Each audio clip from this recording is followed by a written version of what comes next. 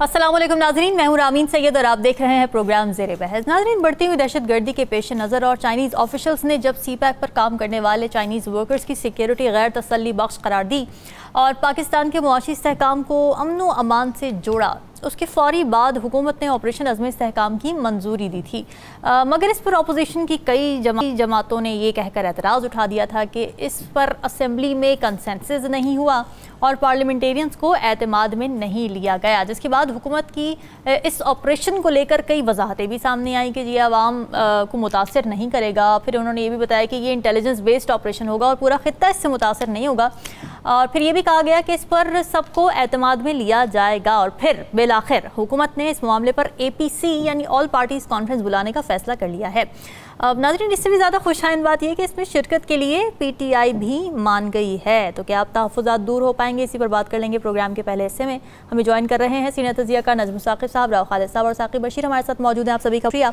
नजमुल साकिब साहब, देर आए दुरुस्त आए, क्या अब तहफ़्फ़ुज़ात दूर कर पाएगी हुकूमत? जी शुक्रिया रामीन। देखिए, ये जो आपने कहा है ना कि अपने इंट्रो में कि वो हो रही है और PTI ने कह दिया है कि वो बीच में यानी शमूलियत इख्तियार करेगी, ये दोनों पे अभी तक सवालिया निशान इसलिए है कि उसके बारे में ख़बर तो आई, आज की खबर है कि जी APC होने लगी है और प्राइम मिनिस्टर ने फैसला कर लिया है, लेकिन उन्होंने तारीख नहीं बताई, नंबर 1, और नंबर 2 ये भी नहीं बताया। और उन्होंने कहा जी तारीख दी जाएगी जब हम इत्तेहादियों से बात कर लेंगे, और उसके बाद ये है कि सारी पार्टियों को इसमें बुलाया जाएगा। ठीक। इसका मतलब है एज वी स्पीक, अभी जो हम बात कर रहे हैं, ये लाइव जा रहा है 92 से प्रोग्राम, अभी तक हमारे पास तारीख नहीं है। ठीक है। अच्छी बात ये है, देर आए दुरुस्त वाली आपने जो बात की है वो इस तरह से अच्छी है कि फाइनली हुकूमत ने मान लिया कि इस तरह के हसास मामलात में अपोजिशन जैसी भी है, अपोजिशन है, उसको भी बीच में आना चाहिए और तमाम पार्टियों को मिल के करना चाहिए। देखिए, अगर आपकी पार्लियामेंट सही हाल में काम कर रही होती तो इस तरह की चीज़ें होती नहीं हैं। सही बात लगता ये है मुझे कि इस चीज़ का हुकूमत को अंदाज़ा था। पहले उन्होंने इसको अप्रूव किया है और उसके बाद उन्होंने देखा चलो देखते हैं रद्द अमल क्या आता है, और जब रद्द अमल शदीद आया है तो उसके बाद उन्होंने इस पर गौर व खौज किया है कि भाई APC भी होनी चाहिए। इसमें हैरान कुन बात जो है वो ये है कि इमरान खान की तरफ से वो जिस तरह आपने बताया जी कि PTI भी शिरकत करेगी। अच्छा, ये गा घी का चक्कर है, इससे थोड़ा सा हट के मैं आपको बताऊंगा कि ये जो आपकी APC है इसके साथ भी 3-4 अगर मगर लगे हुए हैं। ठीक है।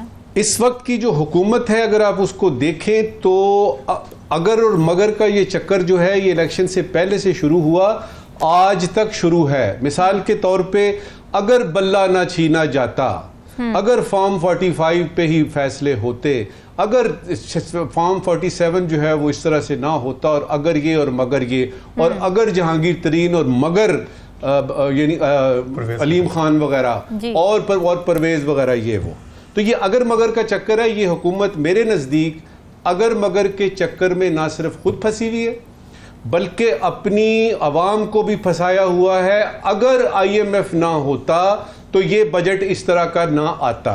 तो ये जो APC है इसके बारे में भी मैंने देखा है, मैंने बल्कि इस पे गौर व खौज करके ना तो 4 अगर निकाले हैं, पहले वो आपको बताते हैं और उसके बाद ये देखते हैं कि इसका नतीजा क्या निकलेगा। पहला अगर ये है कि अगर APC का इनेकाद हो गया तो, जो कि अभी तक पता नहीं है। दूसरा अगर ये है जी कि PTI ने शिरकत की, APCI का जो है वो ये जो फैसला है, ये जो उन्होंने किया है, इसका मकसद पूरा होगा कि नहीं, इस पे भी अगर लगा हुआ है। ठीक है। तीसरा अगर सबसे अहम है, अगर APC में इत्तफाक राय ना हुआ, मिसाल के तौर पे PTI ये कहती है कि जी हमें मंजूर नहीं है, JUIF वाले कहते हैं जी कि इसमें ये तरमीम करे, तो क्या होगा?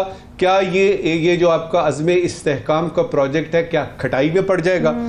अहम तरीन जो अगर है वो है कि मुल्की हसास मामलात में PTI को अब हिस्सा डालना चाहिए, और बजाय इसके कि खान की रिहाई का सिलसिला अलहदा है। जी बिल्कुल, खान की रिहाई का सिलसिला चलाते रहिए, लेकिन बीच में दरी असना ये भी देखना है कि इस मुल्क ने भी चलना है। और दहशतगर्दी का ये जो अफरीत आपके सामने है, जो पिछले कुछ महीनों से दोबारा से इसने सर निकाला है और बहुत सारे खदशात इसमें शामिल हैं, उसकी तरफ तवज्जो देनी है। उसके लिए आप सबका मिलजुलना, पार्लियामेंट को पार्लियामेंट बनाकर चलने का वक्त रामीन आ गया है। और इसमें ये सियासी पार्टियों ने ज़ातियात से हट के, अपनी पार्टी के मकसद मफाद से हट के थोड़ा सा मुल्क का सोचना है। और दरियसना अगर ये APC इस तरह की एक अवाम के लिए भी मंगवा ली जाए, अवाम के लिए भी इसको जो है उसका यानी इनेकाद हो जाए तो बहुत अच्छा होगा, क्योंकि दहशतगर्दी तो अपनी जगह पे है, उसका तो मुकाबला करना है जी। उसमें बिजली की बात हो, उसमें बिजली के बिलों की बात हो, और ये जो रोटी इतनी ज्यादा यानी बढ़ गई, इसकी कीमत, बसों के किराए बढ़ गए हैं, ट्रेनों के किराए बढ़ गए हैं, अवाम जो पिस गए हैं, इनके बारे में भी शायद कोई APC जो है वो किसी को ख्याल आ जाए कि ठीक है दहशतगर्दी जो है वो बहुत बड़ा अफरीत है और उसका मुकाबला करना। और उसके लिए हमने यानी उस प्रोग्राम को, उस प्रोजेक्ट को मुतहर्रक किया है, इस्तेहकाम यानी किया है, यानी अज़्म इस्तेहकाम प्रोजेक्ट शुरू किया है, लेकिन अवाम के लिए भी कुछ APC वगैरह होनी चाहिए। राव खालिद साहब, इस मामले की हसासियत जितनी ज़्यादा है, क्या ये बेहतर कितना ही अच्छा होता कि हुकूमत इस नहज पर आने ही ना देती मसला, बल्कि प्रोसेस फॉलो करती और सबका कंसेंसस ले लेती।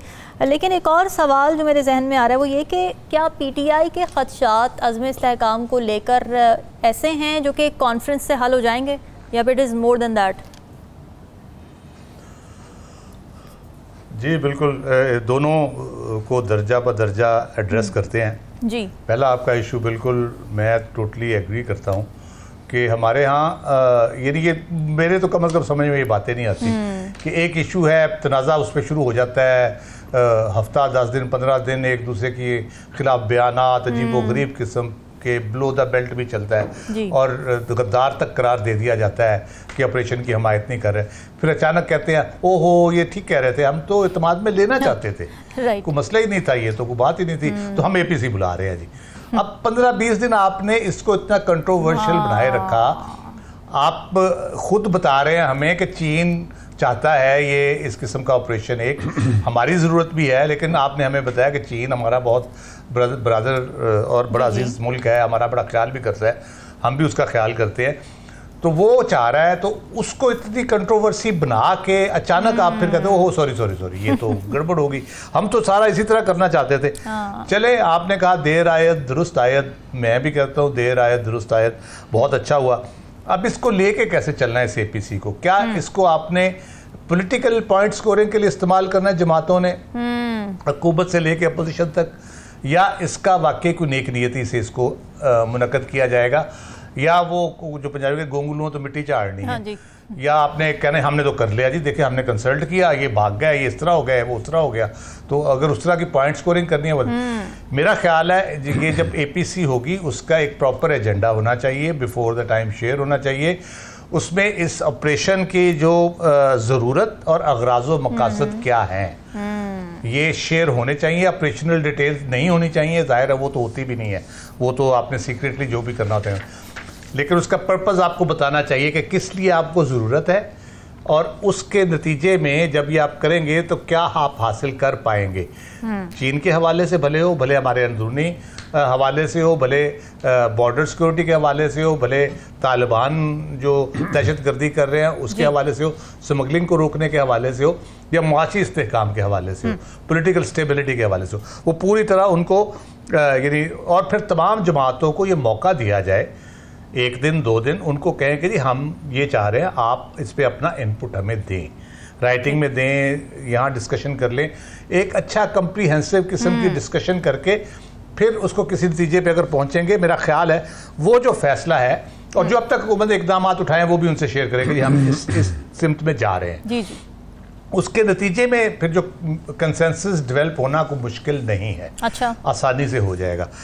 जहाँ तक आप बात करते हैं इसका, यानी कि मकसद ये कि तमाम हुज्जत नहीं होना चाहिए, इसको पर्पसफुल होना चाहिए और सिंसियरिटी से होना चाहिए, क्योंकि ये सीरियस मसला है, ये कोई मजाक नहीं है। आप जब एक इतनी बड़ी चीज़ के लिए जा रहे हैं और ज़रूरत भी है उसकी, तो उसमें जिसमें जानों के जाने का खतरा हर वक्त मौजूद रहता है और हम शहादतें दे रहे हैं मुसलसल इन्हीं ऑपरेशंस में, तो उसमें तो बहुत आपको कोई सियासत व्यासत इस किस्म की बात नहीं होनी चाहिए।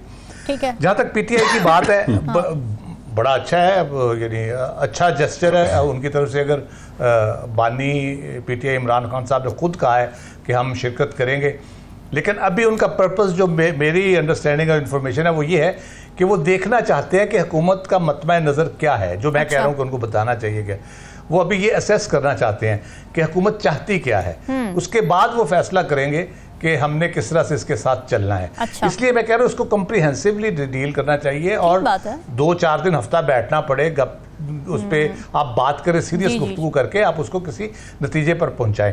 लेकिन साथ ही हम देखते हैं कि कल पीटीआई का जलसा इस्लामाबाद में उन्होंने अनाउंस किया हुआ है, तो आपने उनके बंदे गिरफ्तार करना शुरू कर दिए हैं। तो ये हर पार्टी जलसे कर रही है, हर जगह पे कर रही है, पूरे मुल्क में हो रहा है, सारा कुछ हो रहा है। एक तरफ आप ये काम करते हैं, दूसरी तरफ या तो कोई बहुत बड़ा कोई बलवा हो गया हो, कोई काम हो गया हो, एक जलसे का इनकाद है तरनौल पे, आपके डीसी ने इजाजत दी हुई है उनको जलसा करने की, और अगर कोई ऐसी सिचुएशन पैदा हो जाए जैसे बलवे वाली आपने बात की, तब जाके देख लिया जाए, तब गिरफ्तार भी कर लें, आप बेशक मुकदमा दर्ज कर दें, लेकिन पहले से रोक देना ये बिल्कुल बिल्कुल। हाँ, तो वो आप फिर आपकी सिंसियरिटी कहाँ गई? आप एक दिन ये कह रहे हैं, उसी दिन आप दूसरा एक्ट कर रहे हैं, बंदों को उठा रहे हैं। आप उनका सेक्रेटरी का बेजर सा बंदा कोई है, रिजवान, मुझे पता चला, मैंने उसका बैकग्राउंड पता चला, वो ऑफिस में काम शाम करता है, बैठता है, ना उसका कोई सोशल मीडिया पे उस तरह से है, ना अदरवाइज कोई है, ना को किसी और चीज़ में इन्वॉल्व है। पिछले 3-4 साल में उसके बारे में कभी सुना नहीं। तो आज उसको घर से दफ्तर आ रहा था तो उस रास्ते में उठा लिया उसको। अब पता नहीं किसने उठाया। कहते हैं एफआईए की कस्टडी में है, रऊफ हसन साहब दावा कर रहे हैं। अब अल्लाह बेहतर जानते हैं, हुकूमत को वजाहत करनी चाहिए। लेकिन मसला ये है कि आप जब इस किस्म का काम करने जा रहे हैं, एक बड़ा अच्छा काम आपने किया, बड़ा सही सिम्त में आपने स्टेप उठाया, तो उसको इस तरह खराब करने की क्या जरूरत है? आप साथ को उठा लेते भाई उसको जलसे के बाद, अगर आपको ज्यादा ही शौक था। जलसा तो होने दें, उनका सदर आपने पकड़ लिया, तो फिर कोई ये तरीका वैसे है नहीं। अल्लाह करे कोई बेहतरी की सूरत निकले, हम तो दुआ ही कर सकते हैं। ठीक है। साकिब, ये बताइएगा कि अडियाला जेल में क्या बात हुई, फिर बानी पीटीआई माने कैसे? और यही जैसे दो रुख अभी इंदिरा खालिद साहब ने हुकूमत के दिखाया, यहाँ पे भी एक दो रुख नज़र आ रहा है ना पीटीआई में। एक तरफ वो कह रहे हैं कि ठीक है, हम कौमी सलामती के लिए इसमें शिरकत करने के लिए तैयार हैं, दूसरी तरफ वो एक भूख हड़ताल का भी इस वक्त ऐलान करने जा रहे हैं, भी उस पर मुशावरत चल रही है। तो क्या चल रहा है बानी पीटीआई के जहन में इस वक्त? एक तो आज जो वहाँ पे केस था उसमें मीडिया के साथ जो बात की उन्होंने, एक सवाल हुआ कि आप क्या एपीसी का हिस्सा होंगे? तो उन्होंने कहा बिल्कुल होंगे और मैं मुल्क के लिए जो है वो एपीसी का हिस्सा होऊंगा। अच्छा। तो इस पर एक सवाल ये भी उठता है कि वो एपीसी जो अभी उसका टाइम नहीं आया कि कौन से टाइम कब होगी, डेट क्या होगी, उसमें पीटीआई ने शिरकत का जो है वो फैसला कर लिया है। ये बहुत ही कबल अज़ वक्त जो है वो है, लेकिन बड़ा इंटरेस्टिंग है कि उसमें शिरकत का फैसला किया गया है। और इसके अलावा उन्होंने कहा कि वो उनके केसेस जो है वो नहीं उस तरह सुने जा रहे और वो उस पर भूख हड़ताल भी करेंगे और कंप्रोमाइज़ नहीं करेंगे, वो जो है वो जेल से बाहर आना किसी डील के तहत बाहर नहीं आएंगे। तो इस किस्म की जो गुफ्तगू थी उन्होंने की। तो जो स्पेसिफिकली जो पीटीआई का इस जो एपीसी में शिरकत वाला जो मामला है उस पर गवर्नमेंट के एंड पे, और दूसरे जो खैबर पख्तूनख्वा, क्योंकि वहाँ पे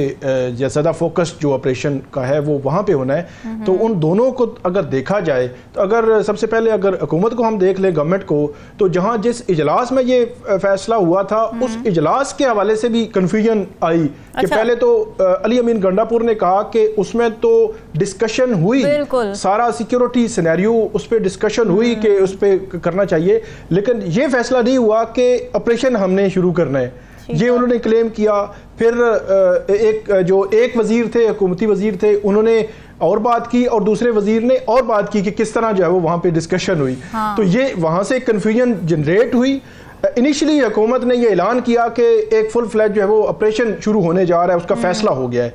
और उसके कोई बताया नहीं कि किस तरह होगा, किस तरह उस पर फौरी जो रद्द अमल आया। JUIF जो खैबर पख्तूनख्वा में स्टेक होल्डर है, उन्होंने जरगा भी बुलाया, PTI ने खैबर पख्तूनख्वा में जरगा बुलाया और दोनों ने उसको मुस्तरद कर दिया। फिर बाकी जो वहां पे पॉलिटिकल या नॉन पॉलिटिकल पार्टीज हैं उन्होंने भी उसको जो है मुस्तरद किया। दूसरी तरफ जो गवर्नमेंट है उस लेवल पे अगर देखा जाए कि इन पॉलिटिकल पार्टीज को एंगेज किया जाए ताकि ग्राउंड पे जो पब्लिक की जो उनको सपोर्ट की जरूरत होती है इस किस्म के ऑपरेशंस के लिए वो उसको उसकी राह हमवार की जाए। तो अगर हुकूमती साइड पे देखें तो मेरा नहीं ख्याल कि वो कोई इस वाले से संजीदा भी है कि अगर APC भी बुलाएं तो वहां पे वो पूछेंगे कि आपने किस किस्म का करना है, क्योंकि बाद में कुछ वज़रा के बयान आए कि ये पुराने ऑपरेशंस की तरह का ऑपरेशन नहीं है। ये एक डिफरेंट होगा। मतलब इसमें एक तो ये है कि वहां पे डिस्पर्स नहीं किया जाएगा, वहां से लोगों को उन जो इलाके हैं वो खाली नहीं करवाए जाएंगे या इस किस्म की सिचुएशन नहीं होगी। जो भी है सिचुएशन तो उन पॉलिटिकल पार्टीज के सामने कम से कम रखना चाहिए, उनको एंगेज करें, उनको किसी कंसेंसस पे लेकर आए। और ये सबको पता है, ये सेनेटर हिदायतुल्लाह जो है वो 2 दिन पहले देखें टारगेट बने हैं, लेकिन दूसरी तरफ हुकूमत वक्त जो है वो उनको गिरफ्तार भी कर रही है। उनका जलसा है कल, उनका जो इस्लामाबाद का जो हेड था उसको कल इस्लामाबाद से गिरफ्तार किया गया। आज एक और बंदा उनका जो है वो पता नहीं कहाँ चला गया, को लापता हो गया। फिर पंजाब हुकूमत जो है उसने खैर से बगावत का मुकदमा जो है उस पर उन्होंने मंजूरी दी है। अब ठीक है वो पोलिटिकली वो जो भी डिसीजन दें, लेकिन जो ये जो वक्त था मेरा ख्याल है अगर हुकूमत वक्त जो है वो इस हवाले से संजीदा है और वो ये चाहती है, और मेरा ये ख्याल है कि इश्यूज हैं खैबर पख्तूनख्वा और बॉर्डर लाइन पे। फिर ख्वाजा आसिफ साहब ने कहा कि हम दूसरी तरफ भी अटैक करेंगे, उन्होंने 1-2 बयान दिए, उधर तालिबान से भी जवाबी बयान भी आए हैं। तो ये सारा एक सिनेरियो है, ऐसा नहीं है कि आप ऑपरेशन शुरू कर देंगे, रद्द अमल भी आ सकता है, वो एक्टिव भी हो सकते हैं, टारगेट भी कर सकते हैं। तो इस सारी सिचुएशन में संजीदगी इस चाहिए कि माहौल बनाएं, कंसेंसस डेवलप करें और उनके जो ग्रीवियस हैं उनको भी देखें और पॉलिटिकल पार्टीज को स्पेस दें। हुकूमत स्पेस नहीं देना चाहती, लेकिन कहती है कि हम जो है वो जो हमने फैसला किया है हम इसको जो है इम्प्लीमेंट करेंगे। बिल्कुल ठीक है जी। एक तरफ CPAC की सिक्योरिटी का मसला नाजरीन जो भी हमने डिस्कस किया, अब CPAC का एक अहम मंसूबा खटाई में पड़ गया था, मगर फिर इसमें एक ट्विस्ट आया। इस पर करेंगे बात इस ब्रेक के बाद। स्टे विद अस।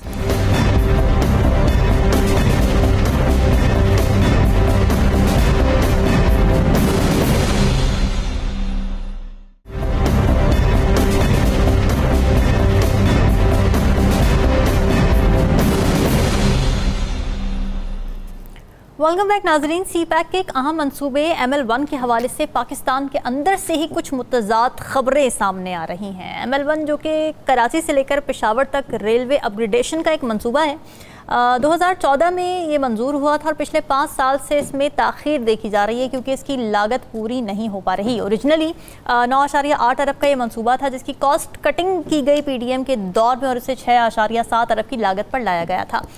मगर फिर एक्निक जो कि ऐसे बड़े मंसूबे अप्रूव करती है जिसकी सदारत नायब वज़ीर आज़म इसहाक डार साहब कर रहे हैं, वहाँ से ये स्टेटमेंट आई कि ये मंसूबा कॉस्ट कटिंग की वजह से अनवायबल हो चुका है और उसको डेफर करके इसकी जगह मोटरवेज़ और हाईवेज़ की मंजूरी दी।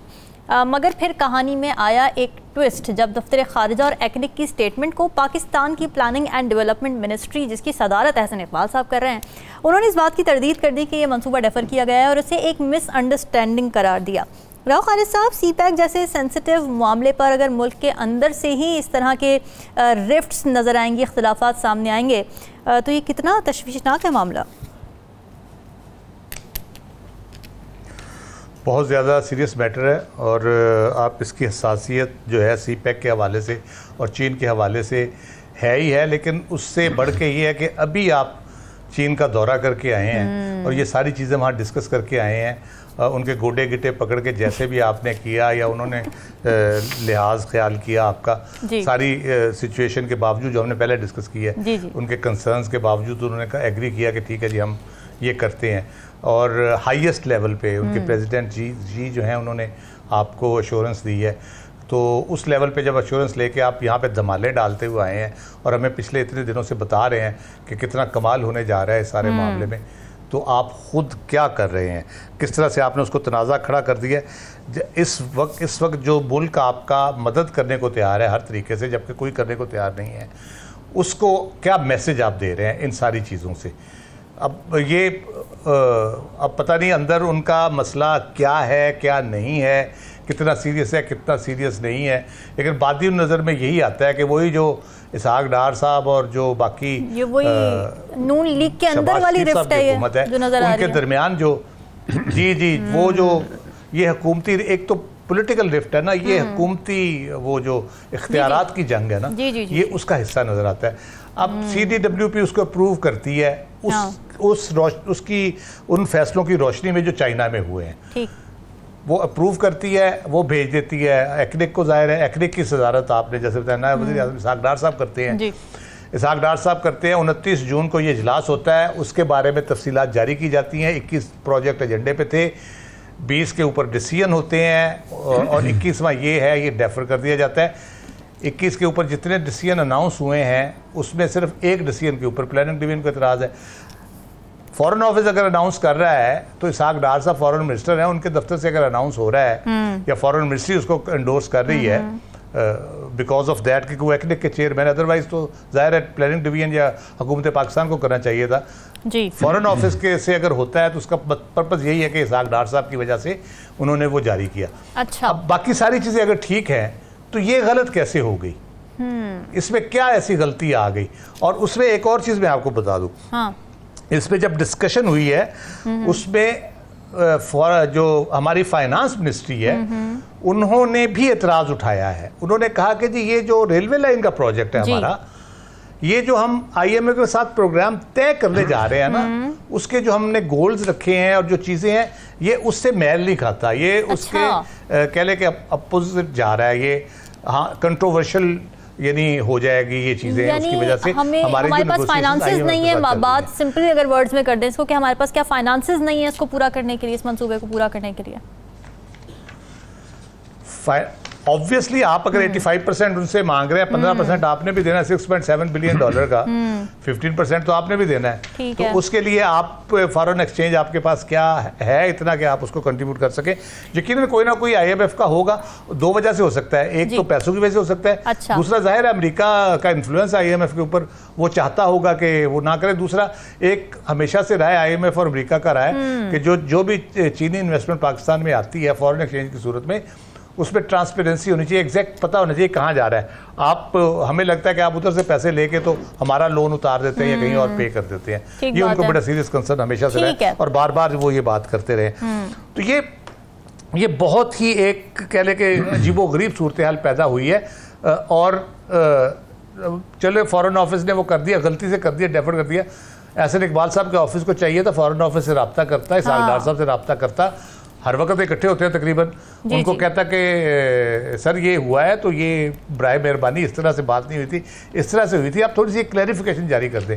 कन्फ्रंट करने का मतलब ये है कि there is something serious going on between Ishaq Dar साहब एंड गवर्नमेंट। ठीक है, तो वो पहले ही हमारे को मामला चल नहीं रहे, लॉक जैम टाइप सूरत हुई हुई है मामलात की, तो ये मजीद उसमें खराबी का बायस बनेंगे, यानी ये सोने पे सुहागा हो जाएगा, फिर जल्दी पे तेल का बिल्कुल ठीक बात है। नजमुल साकिब साहब, चले अगर हम मान लें एहसन इकबाल साहब की मिनिस्ट्री की स्टेटमेंट मान लें कि जी डेफर नहीं किया गया, तो इसका मतलब है कि क्या अब इस मंसूबे को प्रोसीड किया जाएगा और उसके लिए जो पैसे पहले नहीं थे, यानी अनवायबल कह दिया गया था कि उतने ही कॉस्ट में तो पूरा नहीं हो सकता, तो क्या अब वो वायबल हो गया, पैसे आ गए, कहाँ से आए? देखिए, यानी नज़र हमें ये आ रहा है कि आग लगी हुई है सामने, मुझे कुछ धुआं सा दाएं बाएं से उठता हुआ नज़र आ रहा है। जल्दी से उसको समझने की कोशिश करते हैं कि ये समस्या, ये मुश्किल, ये जो इस वक्त कड़मासा मचा है, ये क्यों हुआ है। सबसे पहले देखते हैं कि ये एक्निक जो है जिसके बारे में बात हो रही है, इसको कौन चेयर करते थे पहले, उसूली तौर पे कौन था? उसमें था कि हमारे वजीर खजाना करते थे इसको, जी फाइनेंस मिनिस्टर करते थे। पिछले कुछ दिनों में ये हुआ कि उन्होंने, प्राइम मिनिस्टर साहब ने ये अपने पास ले लिया, ये उनसे चेयरमैनशिप या प्रेसिडेंटशिप उन्होंने अपने पास ले ली। मकसद यही था कि इनसे ले लेते हैं और फिर इसहाक डार साहब चूंकि डिप्टी प्राइम मिनिस्टर हैं लिहाजा वो इसको हेड करेंगे। तो पहला तो आपके पास फैक्ट ये आया एक्निक के बारे में।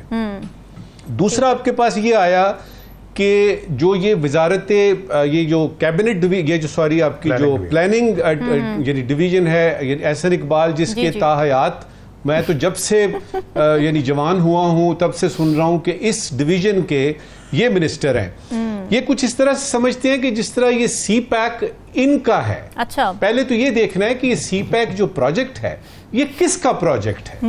ये आपकी रियासत पाकिस्तान का प्रोजेक्ट है, और मैं आपको यहां पे ये भी बता दूं कि ये किसी हुकूमत का प्रोजेक्ट नहीं है। वो यानी क्रेडिट लेने वाले आ जाते हैं। अच्छा, तीसरा इसमें एंगल ये है कि अगर फर्ज करें एक्निक की कोई कार्रवाई होती है, कोई मीटिंग होती है, कुछ फैसले होते हैं, तो ये आपने किसके जरिए पहुंचाने हैं। अब उसमें आप देखते हैं कि लाइन मिनिस्ट्री कौन सी है। अच्छा। तो फॉरेन ऑफिस को बीच में आने की जरूरत क्या थी? फॉरेन ऑफिस इसलिए बीच में आया कि वो डिप्टी प्राइम मिनिस्टर जो चेयर कर रहे थे एक्निक की मीटिंग, ही happens to be the foreign minister as well. Right. अच्छा, अब चूंकि फॉरेन मिनिस्टर ने कहा चल यार ये आप ही कर लेने। अच्छा, उधर डर मुझे पता है किस चीज का है। डर मुझे चीज का है कि अगर इस पे इन्वेस्टिगेशन शुरू हुई कि अपनी ही हुकूमत की दो इंपॉर्टेंट मिनिस्ट्रियां कौन पकड़ा जाएगा? आपस में अगर आमने सामने आ गई हैं तो बेचारा को फॉरेन ऑफिस का को बाबू पकड़ा जाएगा, और मुझे उसका बड़ा अफसोस है अभी से ही। और मुझे ये आपको बता दूं, प्लानिंग डिवीजन में से कुछ नहीं होगा, फॉरेन ऑफिस में से होगा। आगे चले। अच्छा, ये जो आपकी वाइबल और अनवाइबल वाली ये डिस्कशन है ना, ये ऐसे ही है।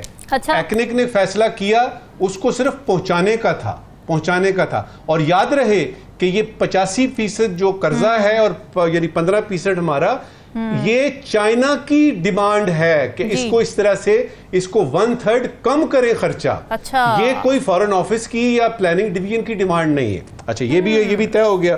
ठीक। अब ये है कि आते हैं अब सी पैक पे, और इस वक्त की आखिरी एक दो बातें जी। देखिए, ये सी पैक जो है ना, ये जो सेकंड फेज शुरू हुई है, जिसको बड़े तुम तराक से आपने कहा जी अपग्रेड कर दिया और ये कर दिया, आप इसके साथ क्या कर रहे हैं।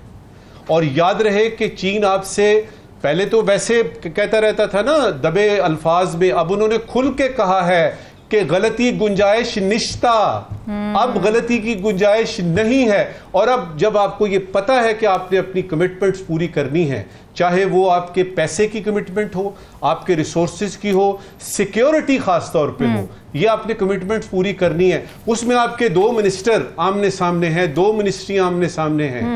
ये आप अवाम को तो छोड़े, उनको तो आप देखते नहीं हैं। आप चीन को क्या मैसेज दे रहे हैं ये सारा कुछ करके? खुदा के लिए प्राइम मिनिस्टर को चाहिए एक स्टेटमेंट दें कि ये गलत फहमी थी, ये दूर हो गई है, हम इस तरह कर रहे हैं, हम इस तरह कर रहे हैं, ठीक है। और अगर वो ये नहीं करते, ये चीज आगे जाती है। याद रहे, चाइना की एम्बेसी बहुत बड़ी है इस्लामाबाद में जी। उनके पास बहुत सारे उनके जो हैं वो जराए हैं। वो इस तरह की मालूमात हमसे ज्यादा रखते हैं। तो इससे पहले कि बीजिंग में कोई इसके बारे में फैसला हो, काइंडली प्राइम मिनिस्टर साहब इसके बारे में क्लैरिफाई कीजिए और इस प्रोजेक्ट को किसी वजह से चलने दीजिए। साकिब, ऐसी सिचुएशन में जबकि चाइनीज़ पहले ही मुख्तलिफ मौज़ूआत पर तहफ़्फ़ुज़ात का इज़हार करें, जिसमें सबसे मेजर तहफ़्फ़ुज़ात उनके सिक्योरिटी कंसर्न्स थे, ऐसे में अब ये एक नया तनाज़ा खड़ा हो गया है, तो किस तरह डील करेंगे अब हुकूमत? हुकूमत को पहले तो सबसे पहले एक क्लैरिटी देनी चाहिए। इतना जो है वो सेंसिटिव मैटर है, और उसमें दो वज़ीर या दो वजारतें जो है वो उनके अलग अलग बयानात आए हैं। जो प्लानिंग जो मिनिस्ट्री है उसको एक वजाहत जारी करना पड़ी, और मोफा की जानिब से जो बात आई वो वैसे उनका काम, मेरे ख्याल में भी उनका काम जो है वो नहीं बनता। वज़ीर ख़ारजा बेशक वो हैं, लेकिन बतौर नायब वज़ीर आज़म उन्होंने ये जो है वो चेयर की थी, जो एक्निक की जो थी उसकी सरबराही की थी, और उसके बाद उन्होंने फ़ैसला किया। और इसमें जो हुकूमत की संजीदगी का भी इससे आप अंदाज़ा लगा लें कि अभी रिसेंटली जो प्राइम मिनिस्टर का विज़िट था चाइना का, वहाँ से आने के बाद बहुत दावे भी किए गए। फिर यहाँ पे जो चाइनीज़ आए उन्होंने बड़ी खुल के बात की। और अभी जो हमने पिछले टॉपिक में भी बात की, जो चाइनीज़ की सिक्योरिटी के हवाले से, कि जो प्रोजेक्ट्स चल रहे हैं यहाँ पे, उनमें से एक जो है प्रोजेक्ट ये भी है। तो उन प्रोजेक्ट्स के हवाले से चाइनीज़ पहले ही उनके खदशात जो है वो मौजूद हैं, और उन्होंने खुल के बात की कि जो चाइनीज़ इंजीनियर्स हैं उनकी सिक्योरिटी को यकीनी बनाया जाए, और पाकिस्तान ने अगले दिन ही एक तरह बड़ा फैसला किया जिसके हवाले से एक बड़ी डिस्कशन पूरे मुल्क में जो है वो जारी है। तो इस सारी सिचुएशन में जो दो मिनिस्ट्रीज़ हैं उनका आपस में इस तरह क्लैश आना, इस पे बड़े सवालात उठते हैं। और यकीनी तौर पर जो चाइनीज़ हैं वो उनके पास इंफॉर्मेशन तो हर किस्म की जा रही होती है, और ख़ास तौर पर जो स्टोरी आई है आज, जो स्टोरी आई है ट्रिब्यून की, उस स्टोरी को यकीनी तौर पर वो भी देख रहे होंगे कि ये हुआ क्या है और गवर्नमेंट जो है वो क्या सोच रही है, और वो भी शायद इंतजार में होंगे कि अब क्लैरिटी जो है वो हुकूमत की जानिब से आए। अगर नहीं आती तो हो सकता है कल जो है वो चाइनी जो वजारत खारजा है उनकी भी ब्रीफिंग होती है, उनसे कोई क्वेश्चन हो गया तो वो फिर उसको रिस्पॉन्ड करेंगे या नहीं करेंगे, वो तो बात का मामला है। लेकिन हुकूमत वक्त को बहरहाल इस अहम और सेंसिटिव मैटर में थोड़ी सी संजीदगी दिखानी चाहिए। और जब हुकूमत एक है, वजीर जो है वो दोनों इसाक डार साहब हैं और एहसन इकबाल साहब हैं, वो मुस्लिम लीग नून से हैं, वो आपस में कोई कोऑर्डिनेशन कर लेते, एक ही पार्टी से हैं, वो आपस में कोऑर्डिनेशन कर लेते, कहीं पे कोई क्लैरिटी की जरूरत थी वो क्लैरिटी हो जाती, बजाय इसके कि इस मामले का जो है वो पब्लिक में लाया जाता और पब्लिक में ला के डिस्कस किया जाता। लेकिन एक एंगल और भी है कि ये जो पब्लिक में आया है इसका मतलब ये है कि क्लैश बड़े पैमाने का है, हो सकता है बात हुई भी हो और रिफ्ट हो, अंदरूनी जो है वो रिफ्ट हो और वो एक दूसरे की ना सुन रहे हो। फिर जो इसाक डार साहब का भी मामलात बड़े हैं, वो फॉरेन ऑफिस पर जो है वो तवज्जो देने की बजाय, फॉरेन ऑफिस के मामलात को देखने की बजाय, उनकी भी ये कोशिश है कि वो जो हुकूमत है, जो किचन कैबिनेट है, जो प्राइम मिनिस्टर की या शहबाज शरीफ साहब की या हुकूमत के जो बड़े डिसीजंस हैं उनमें वो जो है वो मौजूद हों, कहीं ना कहीं मौजूद हों। तो उनको आप देखते रहते हैं कि जो वजारत खजाना का जाना वो भी उनको कहीं ना कहीं हजम तो नहीं हुआ। फिर ये एक्नेक वाला जो अभी मामला आया है, तो इसलिए एक तो सब मिनिस्ट्री जब इसाक डार साहब की भी वजारत जो खारजा है उस पर फोकस करना चाहिए, और जो रिफ्ट है इसको अंदरूनी हल कर लें, और ख़ास तौर पर इतने अहम प्रोजेक्ट्स के हवाले से चीज़ें बाहर नहीं आनी चाहिए जो पॉलिटिकली होता है। यहाँ पे जो वजीर है उनके कंट्राडिक्शन आ जाती है उनके स्टेटमेंट्स में। पीटीआई को ये भाषण दे सकती है, दूसरी जमातों को ये भाषण दे सकती है कि कौमी सलामती की उमूर पर इत्तेहाद और यगानगत दिखानी चाहिए, तो फिर ये भी मामला नेशनल इंटरेस्ट का ही है और इस पर पार्टी के अपने अंदर होनी चाहिए इत्तेहाद और यगानगत, इस पर भी फोकस करना चाहिए। नाज़रीन, एक ब्रेक स्टे विद अस।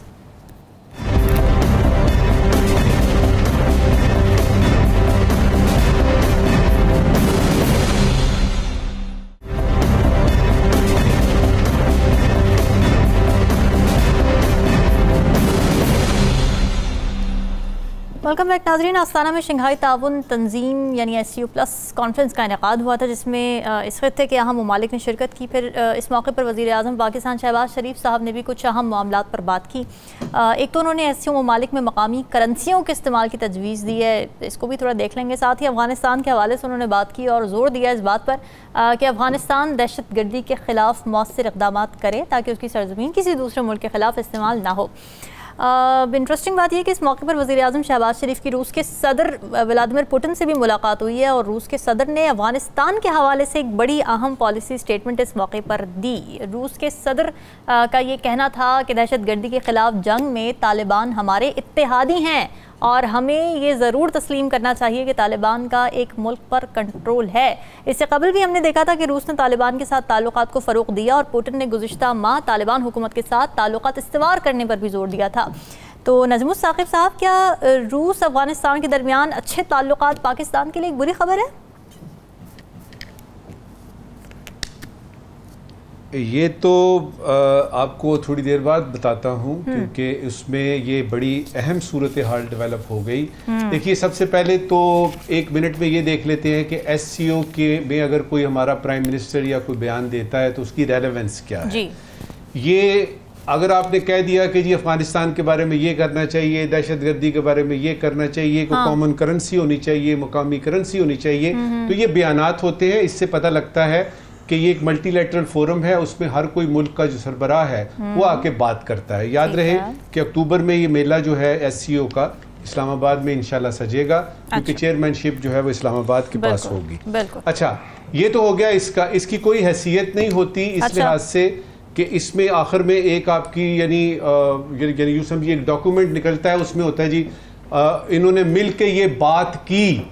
अब उसमें चूंकि सैंक्शन नहीं होती, पीछे कोई ये नहीं होता कि ये इसको करना है, किस तरीके से करना है, तो बात फिर वहीं पे ही रह जाती है। तो अगर आप SCO की पिछली 23 समिट्स की बात करें तो उसमें देखें कि उनमें जो जो कुछ हुआ, जिस जिस जगह पे बात हुई कि उस पर अमल दरामद क्या हुआ। जो काम की बात आपने यानी जो इशारा दिलवाया है ना, वो ये हुआ कि इसमें ये होता है कि मार्जिन्स पे यानी साइड लाइन्स पे आपकी मुलाकातें होती हैं। जिस तरह के यानी प्रेसिडेंट व्लादिमीर पुतिन की मीटिंग आपने बताया शहबाज शरीफ साहब से हुई, और वो इटसेल्फ एक बहुत बड़ी फोटो ऑप्स थी, बताना था कि जी हमारा झुकाव जो है वो इस तरफ है।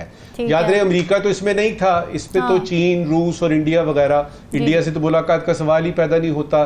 तो उसमें पुतिन से मिलना एक अहम खबर, और उस पे जो आपने बताया ना तालिबान का, उस पे मैं इस वक्त जो है ना वो 2 मिनट आपके लेके, क्योंकि वो हमारा मसला है। देखिए अफगानिस्तान से हमें काफ़ी अरसा हो गया ये कहते हुए कि उधर से दहशतगर्दी एक्सपोर्ट हो रही है। अब ये जो यानी अज़्म इस्तेहकाम का प्रोजेक्ट शुरू हुआ है, इसमें भी हमें डिफेंस मिनिस्टर ने ये बताया कि हम वहाँ जाएंगे और वो हम उन पे वो जो दहशतगर्द हैं उनके घरों में जाके वगैरह वगैरह कोई यानी प्रोजेक्ट वगैरह करेंगे।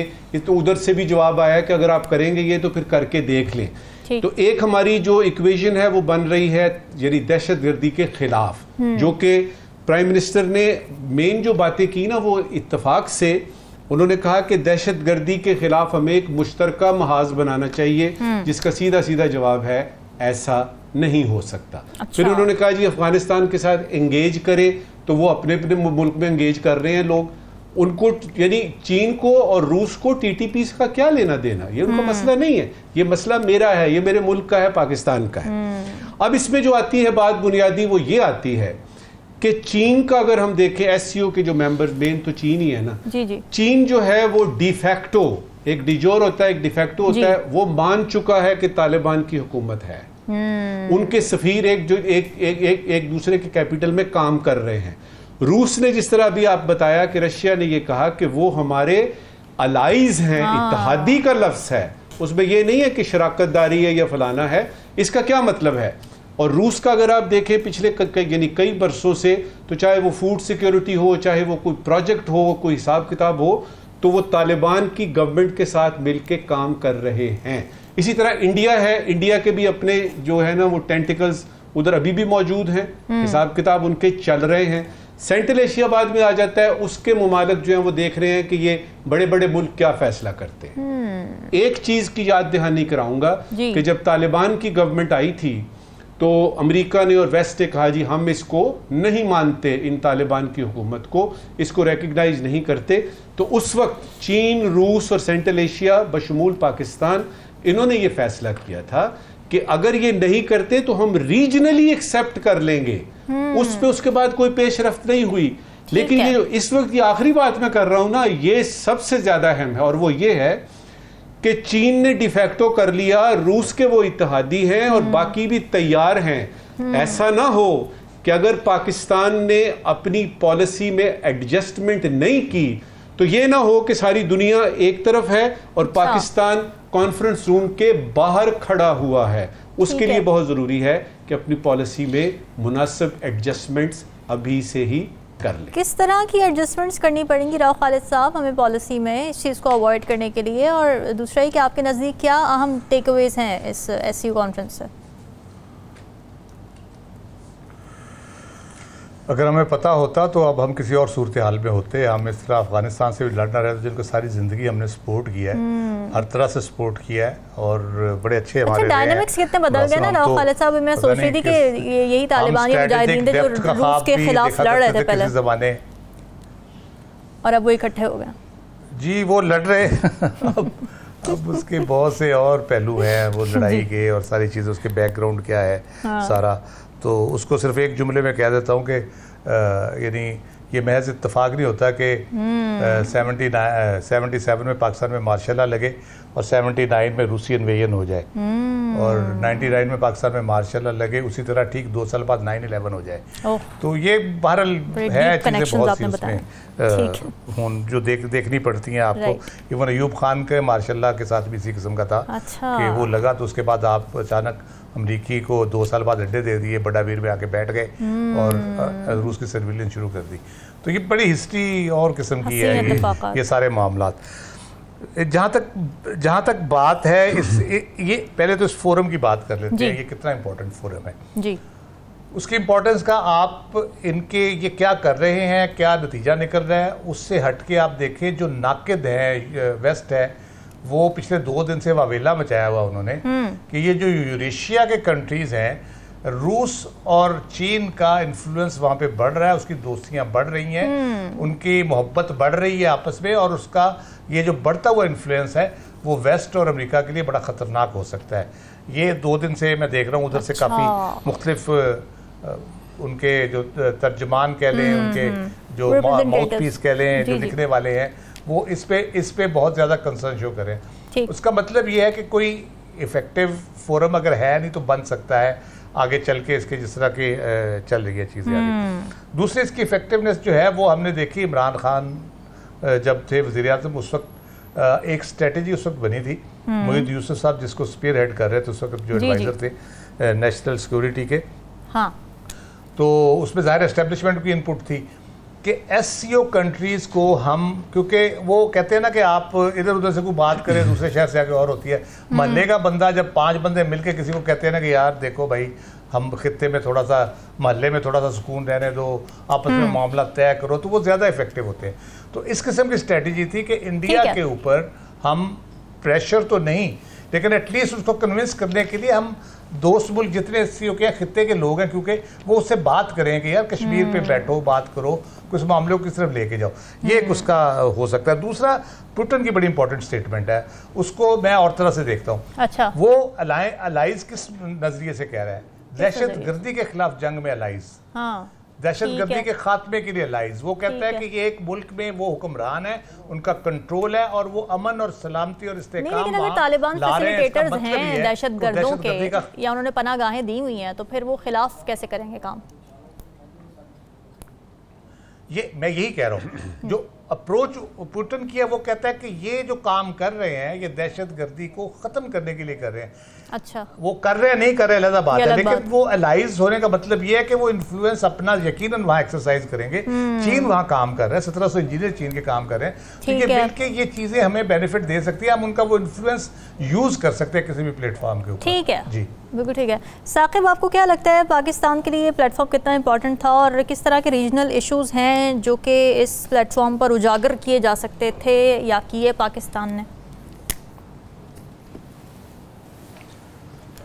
पाकिस्तान जो है वो इस प्लेटफॉर्म को इस्तेमाल कर सकता है जो इलाकाई जो मसाइल हैं उनके हल के लिए। अफ़गानिस्तान का इशू जो है वो मौजूद है, अगरचे जो मौजूदा जो अफ़गान तालिबान हैं उनके हवाले से देखा जाए तो माजी में जब 9/11 के बाद से लेकर आनवर्ड ये तालिबान जो है वो लड़ रहे थे और वहाँ पे मुख्तलिफ हुकूमतें आती जाती रहीं। हाँ। तो इन तालिबान की सपोर्ट का इल्ज़ाम पाकिस्तान पे लगता रहा और अमेरिका जो है वो शक की नज़र से जो है वो देखता रहा। आज वो हुकूमत में है और वो जो है वो पाकिस्तान से नहीं संभल पा रहे और मामला जो है वो ठीक नहीं हो रहे। TTP की क़यादत वहाँ पे बैठी हुई है।